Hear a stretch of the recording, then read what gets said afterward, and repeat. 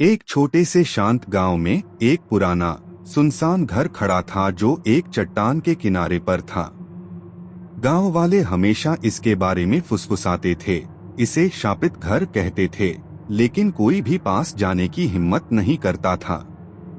कहा जाता था कि उस घर में एक परिवार रहता था जो सालों पहले रहस्यमय तरीके से गायब हो गया था, और उसके बाद दीवारों पर अजीब निशान और रात में एक बच्चे की रोने की आवाज सुनाई देती थी।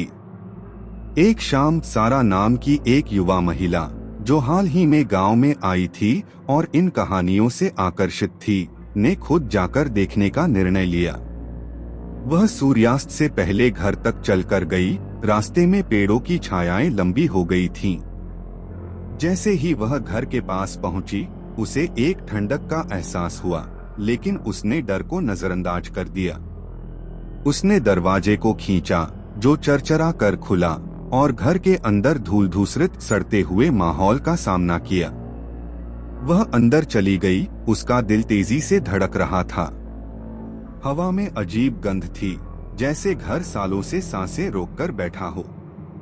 तभी उसने सुनी एक बच्चे की हंसी की हल्की आवाज, दूर लेकिन साफ। वह आवाज घर के सुनसान कमरों में गूंजने लगी, और जैसे जैसे सारा आगे बढ़ी, वह आवाज तेज होती गई।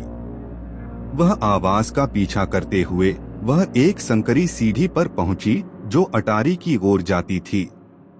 उसने संकोच किया, लेकिन जिज्ञासा ने उसे आगे बढ़ने के लिए मजबूर किया। जैसे ही उसने पहले कदम रखा, हंसी रुक गई। घर पूरी तरह से चुप हो गया, और तापमान इतनी तेजी से गिरा कि सारा की सांसें बर्फ की तरह बन गईं। अटारी तक पहुंचते ही उसने एक छोटी सी आकृति देखी जो कोने में खड़ी थी। एक बच्चा पुरानी पोशाक में, जो उसे बड़े खाली आंखों से घूर रहा था। बच्चे ने एक खोखली आवाज में कहा, तुम्हें नहीं आना चाहिए था। अचानक दरवाजा पीछे से बंद हो गया, जिससे वह अंदर फंस गई।